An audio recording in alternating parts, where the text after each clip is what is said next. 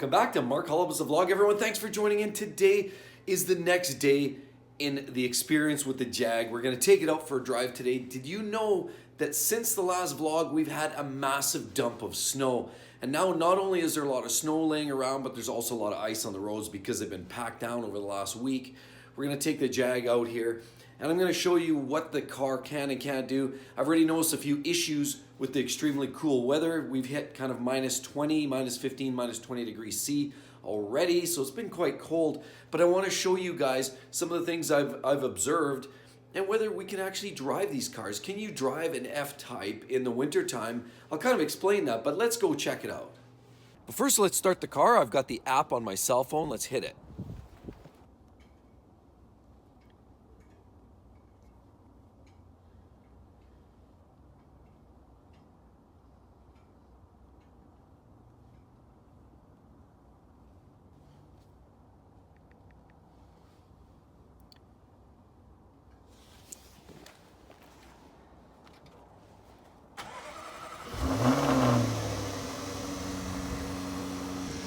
You could hear it cranked a little bit slower, but that's to be expected. Things are really, really cold out here.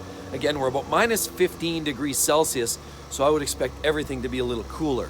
But let's take a quick look at the car right now in its frozen state.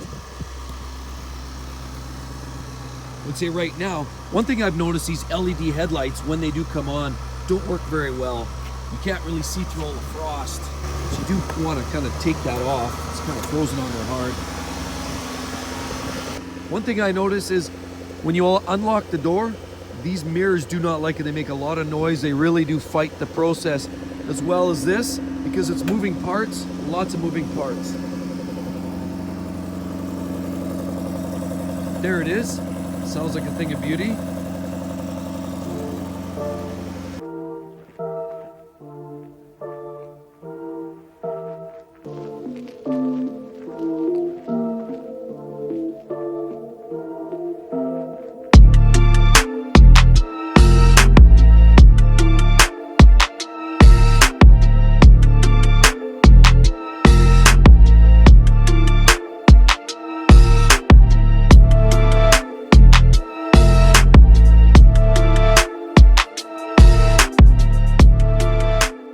Kind of nice to see it's starting to defrost already on the windshield.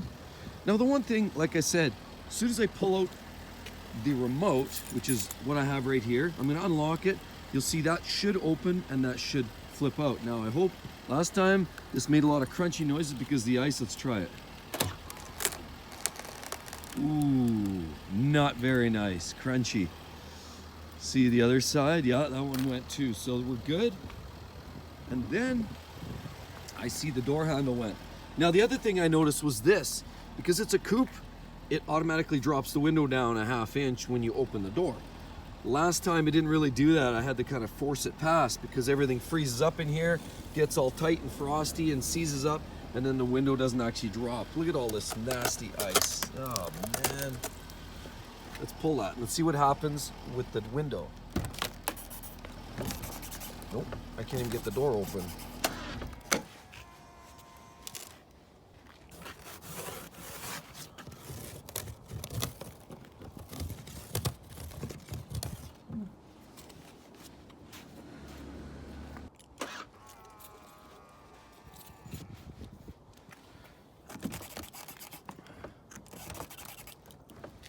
Oh no, it's frozen. Oh, wow. Ooh, that doesn't sound very nice. Got some ice down in there. So it looks like we got in, the car's running. I got the heated seats going, so we're gonna see how this thing drives on these roads. It's iced right over and it's gonna be rough. But once you get onto the main roads, I think it's gonna be not too bad. But let's take her for a rip.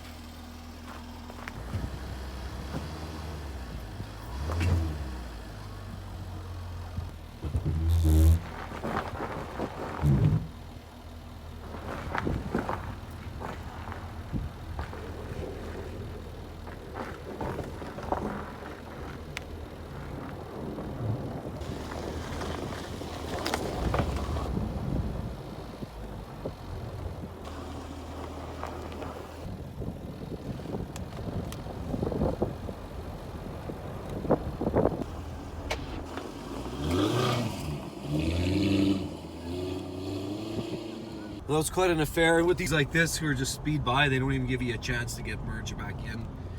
This is a residential area, and we always have these people racing through this subdivision. It's kind of annoying actually, to the point where a couple of years ago there was some clown, in the summertime of course, where this guy in a Mustang, from the end of this road down here, there's a T, and he started gunning it all the way down. And basically by the time he passed by my house, he was doing probably, I would say, 100 kilometers an hour, and he kept accelerating. And the car, or the road is a long sweeper, but what ended up happening was, I said, as he was racing by my house, I said, this clown is gonna go off the road. And I waited, about 5 or 6 seconds later, I heard a loud smash, and sure as hell, there was. And he went off the road. He skidded off the road, smashed into some backyards, broke some fences. Fortunately, nobody got hurt. It was a busy evening, and there was lots going on. So it was a little bit puzzling, but this road in general has people like that drive around like hooligans sometimes, and it's not really good. But anyway, more to the point, I finally got in after the wheels were seized and iced over. I could barely get into the car firstly, and then once I did, I could barely back it out because it was frozen to the ground. So anyway, we finally got the car going. It did start okay, but the worst was actually getting into it and all of that. So let's go take the car for a rinse and and see how it goes. Roads are rough. They've done a heck of a job pounding them out. Although they have graded a little bit, I can see the roads have some scrapage done already, but it's still a little bit rough and bangy around in the Jag. These cars obviously are meant more for optimal road conditions, and any little bumps and imperfections you feel it, and it's really rough on these wintry roads. But anyhow, let's keep cruising. Oh yeah, on the road again. It's cruising pretty well on these relatively clear winter roads. It's actually doing not too bad. But I do know these tires don't have the grip that you would expect on a winter tire, so I caution anyone who's going to try this, exercise extreme caution. Definitely want to consider some winter rubber. I know in some provinces and a lot of places all over the planet, it's mandatory that you do drive on winter rubber. Here it's not yet anyhow, although it is a great idea, and I would strongly advise it for anybody considering driving their sporty vehicles with summer tires and convert them to winter skids. All right, let's see if we can get into this sweatshop.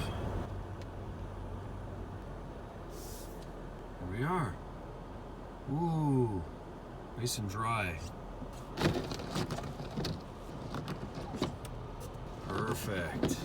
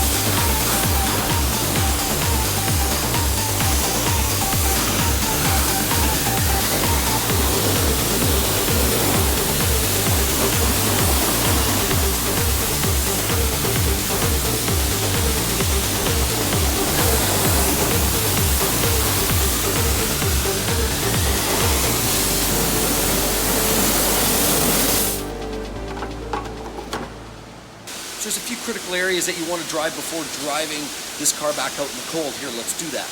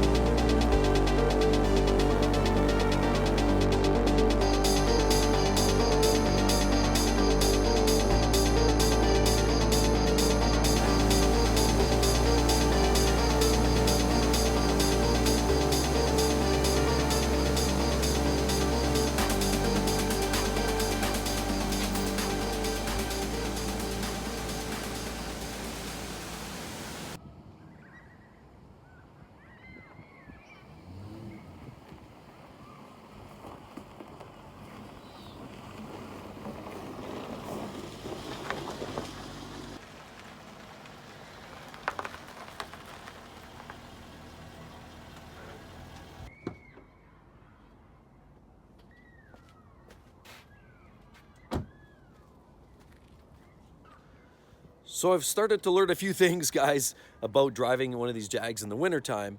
I would highly recommend you put some winter skins on these cars, even if you go one sidewall size down or up, if you will. So you go, instead of a 20-inch rim, maybe go to a 19-inch wheel and do something that's more winter rated. I would recommend that. I mean, you do have all-wheel drive. This is an 18, so the all-wheel drive system seems to work okay, but that's a lot of car trying to turn a corner when there's, you know, ice all over the road. Just turning into here, I basically underskidded, understeered, and barely made the turn up onto the driveway. So you definitely should put on better tires, but overall it's really, really good. You just got to make sure you keep all your gaskets and seals, and see, pull this, it's nice now, but you've got to keep these areas really dry. If you keep these areas dry, you'll be fine. You might even want to use a little silicone spray in these areas. That's always going to help you a little bit with the gaskets and the rubbers, so you don't rip them up, and as well so it doesn't stick so hard when it's frozen over. So I would recommend putting silicone spray on there. I'm going to do that yet. As well as, definitely, as you see, I put these TuxMats in there. Those are great. I would recommend putting that in there because of all the garbage that you drag in off the road and put in there. Put the TuxMat in there, close that up. Make sure you keep the vehicle dry. Make sure you keep the vehicle clean. Now, of course, you've got aluminum panels, so it's not going to rust on you typically. But I would also recommend, because look at all this shit coming off the road here. Coming off those wheels, it splatters up the side of the rockers. I knew this would happen going into the winter. So that's why I put some 3M or Expel. I protected that area, and I would recommend strongly for doing that, as well as this whole rocker. I expelled that down, and I also wrapped that area around the bottom, so it's kind of got most of that wrap along the bottom side. I would recommend that highly. As well as you can see here, I've expelled up to there, so you get a lot of that splatter comes up here, very little up here. I mean, you could also wrap the whole car if you wanted, but I feel that these are the critical areas that you want to protect, so I did that. Again, mirrors, yeah, I did the A-pillars, and I talked about this before. You definitely want the nose and the hood and all of that wrapped as well, because of some of the garbage that other drivers shoot and hit your car with. But quite honestly, these cars actually can make very, very good winter vehicles. You just got to prepare for it. One thing I would say too is it's got heated seats, heated steering wheel. The heater itself is phenomenal in there, and there's no shortage on temperature control in there. So I would say that, coupled with the fact that you've got the remote app, makes the perfect winter vehicle. Put some winter skins on there, protect it, and you're good to go. Because the Jag Control app allows you to start the car from inside the house. You don't even have to go outside, and you don't have to scab your wiring and go to one of those aftermarket places where they start snipping all your wiring and putting those aftermarket remote starters in there.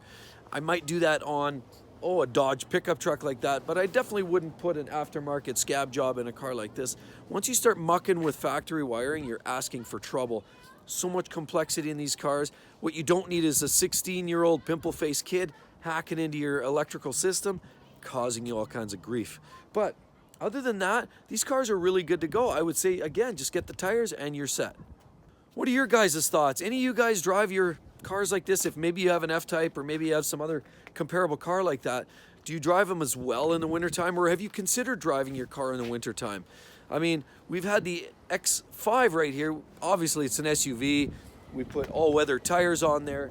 These things are phenomenal in the wintertime. They sit high, they have good clearance, good all-wheel drive systems, and again, they can beat the winter like nobody's business. I know these can do well as well. You just, again, have to be prepared. But let me know in the comment section below what you guys are all thinking, if you would consider driving your F-Type or any other premium luxury car in the wintertime. I mean, after all, we've got to use it. We bought it to use it. That's the point. Daily drive it, use it. Don't abuse it. Make sure you take care of it. But at the end of the day, that's what we own these things for, not to hide away in the garage like a garage queen. Thanks again, everybody. Hope to see you guys on the next one. Catch you real soon. Bye-bye.